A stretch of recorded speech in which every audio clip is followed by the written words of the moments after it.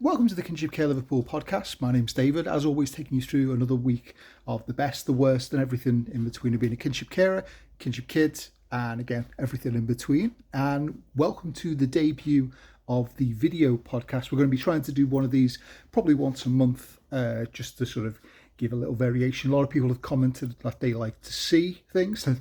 This is the voice of a Kinship Care Liverpool podcast, and hopefully I'll be able to add more video, more things like that as it comes along. Please do comment. It's going to be uploaded on YouTube and everything everywhere else. Please comment.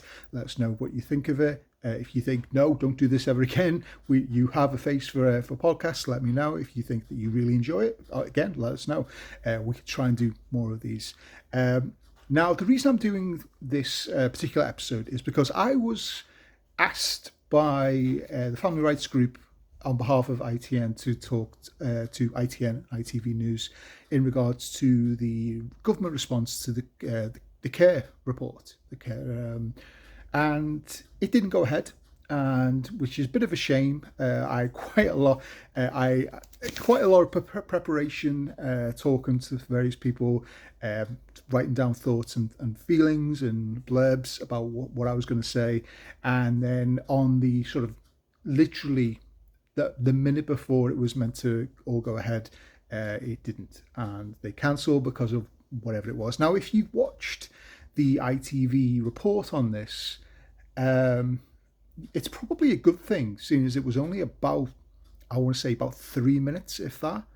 There was one on the BBC News. If you follow, I'll put the links on here anyway. But if you follow if you're part of Kinship Care Liverpool and you're part of our WhatsApp group and everything, I've sent all the links to everyone. The one on BBC is a little more in depth. It actually refers to kinship care, which is great. The ITV one didn't, and to be honest, I'm not really sure the point of the report from the ITV one, and this is not a diss, although it really is. It really just feels as though there was nothing.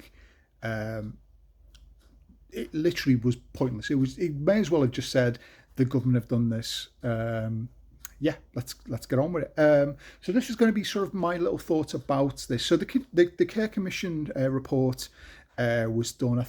I'm sure it was November last year. I'm sure it was a long time ago. I remember doing a report about it, and we asked for various things, and one of the main things was in regards to things like legal aid, obviously financial review, and those type of things. And they came back today with a 220-page document.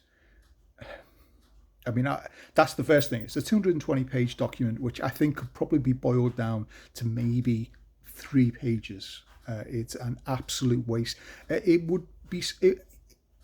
I actually sat there and thought to myself, I will print it all out just to show, the kind of meaninglessness behind it. I mean, who's got time to read that? And even me, and I love being sort of pedantic and reading it, blah, blah, blah, but no. I tried to start reading it, and it is just a document of nonsense. It could literally have, I got some pointers from Family Rights Group who went through all. Thankfully, they had advanced copies and things like that. And it didn't need to be that long, and it felt litigious, to be honest. It felt like, if you've ever watched any of those like lawyer shows, solicitor shows, like Boston Legal, The Practice, Law and Order, those type of things, where they'll always try and bury the other side in red tape, so that they can't do the case properly. That's kind of how this felt. There is not one single kinship care that I know. And I know quite a few who are as pedantic as me, will sit there and read massive documents. I would be surprised if any of them do make it through this. I will endeavour to do this, and I'll probably do another podcast on this. But the fact that it is so lengthy, and it isn't just, it's so lengthy and yet so full of nothing, which is really sad. They've pledged that they're going to give 200 million over the next 2 years, 100 million a year. They're trying to sort of make out, this is a good start. It's not. I think 10% of what was actually asked for. They want to make this massive change, and then are given the bare minimum to do that. I mean, I understand in sense of them saying, we're going to trial this in areas, see if it works. But the fact of the matter is, that's not how it works. You could easily pump a load of money into one area and make it work. That's fine, but that's not to say that it will work in another area, unless it's all uniform, it's all collaborative. That's how these groups work. If you deal with any of the kinship groups, it's the fact that they collaborate that makes it work. We share our knowledge, we share our links, we share our findings and our thoughts and our the reason why I started this podcast was because there wasn't a anywhere where you could go to listen to someone explain things to you, and a lot of people are very very literal in regard to learning and things like that, and that's the reason why this podcast exists. It's 200 million. And this is not just for that's the one thing I would say. This isn't just for kinship care either. This is for all levels of the care sector, so foster care and social workers. There's a lot of positives on the surface, but then when you start digging through the onion, you start peeling away the layers, there's not a lot of real substance there. They talk about wanting to implement training, but there's no real information about how this is going to be implemented, whether it's new training, whether it's old training, who's creating the training, what is the actual, is it a process where you have to do this training? Is it for new kinship carers or carers? Is it going to be available to everyone? There's no explanation for that. And then there's no explanation of, I think it's explained that it would be face-to-face and over Zooms and things like that. And I don't know whether that would work, especially in regard to Zooms. I know we've sort of become numb to it over the last 2-3 years, using Teams and Zoom and Skype and everything else, but it's still a hard way to learn things. They talk about obviously creating peer support groups and looking into financial allowances and support. And again, it's all very positive words, very positive things that were said. Gillian Keegan, who did the report in the Commons, it was a lot of positives and a lot of things that were said that you could literally take those sound bites out and say, wow, we're going to make such a big noise. But then when you look at the layer of it, it feels a little toothless. It feels as though there's too many questions and not enough answers. And that's really a shame, because this really was an opportunity for this government or any government to put their hat on. The end of the day, this could have been a chance for them to break away from being the conservative evildoers and really show that they can really make a change. And a lot. I don't really see. I can see there is going to be benefits. Obviously, there is going to be benefits. There's money that's being put aside. It's there. There's no information about how it's going to be distributed. How is that going to be? Whether it's going to be council based, local authority based, whether it's going to be charity based. I mean, at the end of the day, these. I don't see how it's going to happen. There's. The funding claims are nice, but again, it's not as much as it should be. And even if they gave a little bit more, because I think the problem we have is that when you hear the phrase, we've been given 200 million, and then your reaction is, well, that's not enough. It feels greedy. It feels like that's kind of going to become a backlash for us, because if we turn around and say, well, that's not enough, with a cost of living crisis and everything going on, and there's so many problems with the NHS and other services, for us to then say, well, that's not enough for us, it makes us feel greedy, and it makes us seem and look greedy, which is not what it should be at all. We should be sat here saying to ourselves, no, it's not about us being greedy. It's about us saying, this is what was we spoke in the report. We told them this is what was needed for this to work. And then they gave us 10% of it. And the example I gave, it's the equivalent of a child coming up to you and saying they want to buy a new pair of trainers. It's £100, and you say, okay, well, that's fine. Here's £2 towards it. Now, you would think that they might be a little bit of appreciative of it, but the first thing they will think is, well, I'm £98 away from getting these shoes. Uh, what's the thinking behind this? Am I meant to save it? There really is no levels of improvement that I can see that's going to come from this, other than trying to put a plaster on a bullet wound. Because really, yeah, as I say, it's 20% of what was asked for. Yes, I think it's 200 million, but we asked for 2.6 billion. And again, if we're saying we want 2.6 billion, it does sound like that is an absolute insane amount of money. But they asked us what was needed for this to work, and that's the figure that we gave. Now, there's talks about financial reviews, about allowances and things like that, and getting us to where it should be. There's too many people out here in kinship care, in foster care, wherever it would be, who are struggling because they don't know what they're entitled to. They don't know what money is there, and sometimes the money's not there at all. Whenever if you watch the BBC report, which was a little bit better, he talked about kinship care and it's a specific kinship carer that you speak to.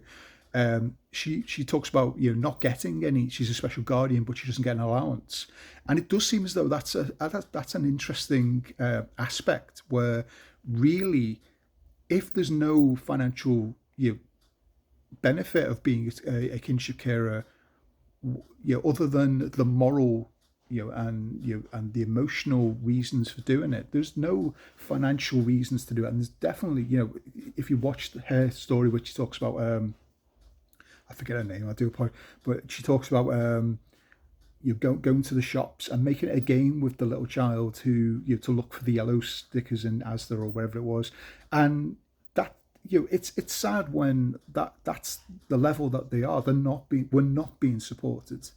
And it's not a case of us saying, well, we want a bit of that money. But it's not a case of that. It's we tell them all the time that when these children go into the care system, to foster care and whatever it would be, it costs them, I think the average is 8 times more than what it would be to be in kinship carer.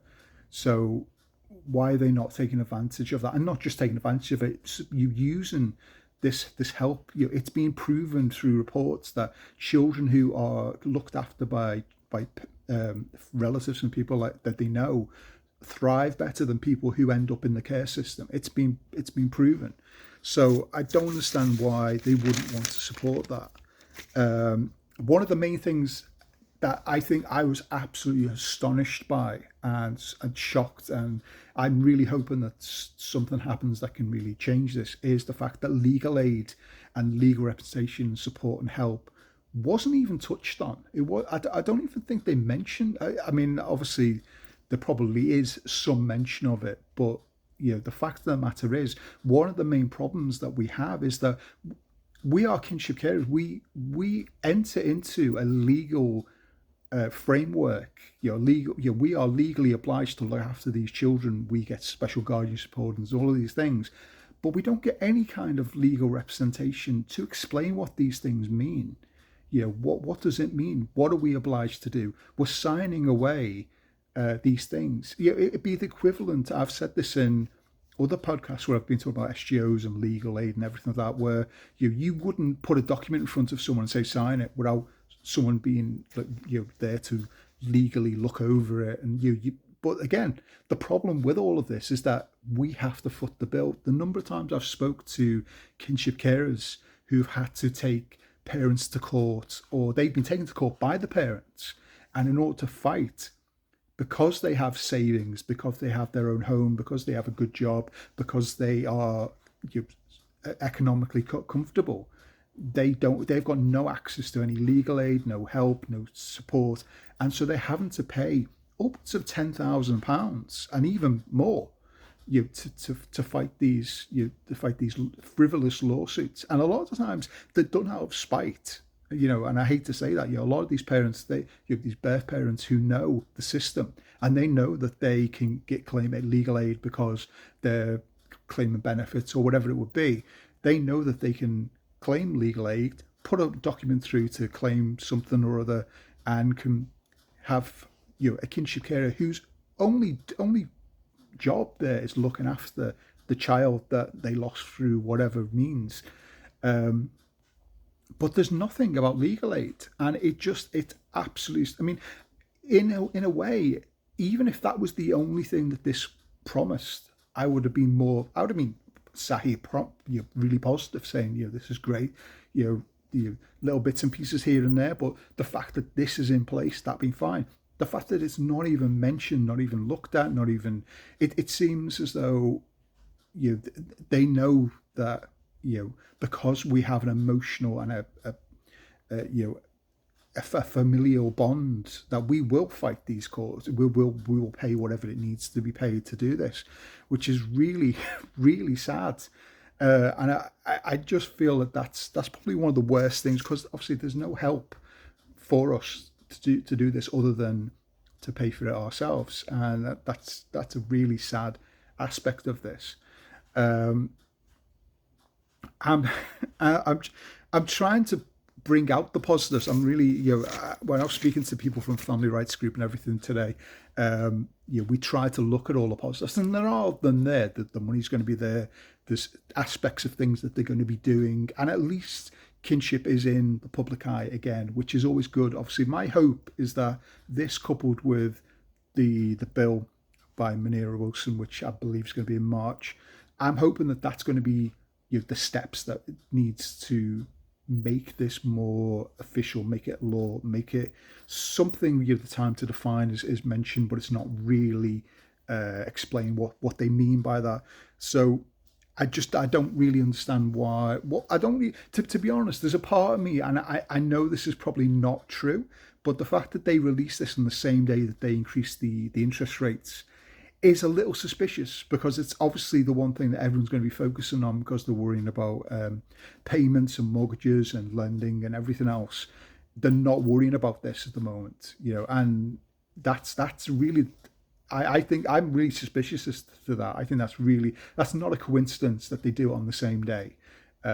If you watch the Parliament debate that they had, there seemed to be more people I had it on in the background, and the one beforehand, which was about British Steel, I think it was about British Steel, there was more people involved and more people who were interested in the Commons than on the Care Act, which again, this is for children. I mean, when they actually talk about the failures in the care system in regard to social workers and everything else, and it's sad that this is not, I'm sure it was the BBC actually where they interviewed I think it was the niece, or the auntie of, I forget the little boy's name, but the parents abused and killed him basically, and she said, it's surprising it's taken this long for something to happen. But then when you actually look at what they're proposing, what exactly is happening, there's no time scales on anything from here. There's nothing. I mean, I do want to say that this is quite a toothless response with far too many questions, not enough answers, and hopefully we can barge ahead, keep going with this, and really get them to acknowledge that if the money is there, what are they going to do with it? And if they're going to, it needs to be explained. There needs to be more of a 10-point plan about what needs to be done, how they're going to do it, and what goes on, what's going to happen after these 2 years. Is it going to be a case of after 2 years, well, it didn't work? Or are they going to actually be looking at things? Is this going to be like the Sure Start centres, where that was such a wonderful idea? That was one of the things that the Labour government was so proud of. And again, the Conservatives came in and just all gone. That was just an expense they couldn't take. This could be the Conservative Sure Start centres. This could have easily have been, wow, look what they're doing. And it's really sad to say that would be something where you would start looking at them differently, and they're not just looking out for the 1%, they're looking out for everybody. But I see that this is just not going to go far enough.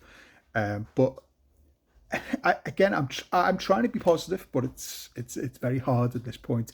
I do once I've had a real look at this document, I will be doing a few more podcasts in regarding this. I say this video one, it's just almost like a pilot really to see if it works. If you enjoy it, please let us know. When we do our intergens here at Liverpool, I'll probably put more videos and pictures and things like that just to make it a bit more user friendly and everything like that. You may not want to look at my face. Maybe do it on like a slideshow idea. But as I say, this was really just my response to not being spoken to. I don't think they'd have let me talk for 20 more, 20 odd minutes. It probably would have been a, what did you think? Oh, I didn't enjoy it. Right, thank you. So I just think that there's definitely a lot that needs to be done. As I say, in regards to this, if you do have any comments, it's going to be posted on YouTube and everywhere else. It's going to be open to comments. Please like, share it wherever you want. It's definitely something that needs to be talked about more. As I say, I'm very suspicious about them releasing it on the same day as the interest rate change because, again, most people with the crisis at the moment, I can understand people being more interested in that. So I say the next episode will be obviously a podcast. This one will be done as a podcast as well. So if you do listen to them, I'll be taking the audio off and you'll be able to see. So any references to seeing me is going to be a bit sort of going over your head, but it's going to be everywhere at that point. So there's going to be another podcast, which will be audio. And that's kind of, I say this is probably once a month. Maybe try and get maybe some of our kids, because they seem to like doing videos and TikToks and all of that stuff. So maybe they can get a bit more involved with that. So that's all for me in regards to that. That's my response to the government's response, which hopefully they can respond to my response and we can have a response to the response. And well, thank you very much for listening and watching. My name's David and you've been listening and watching to the Kinship Care Liverpool podcast.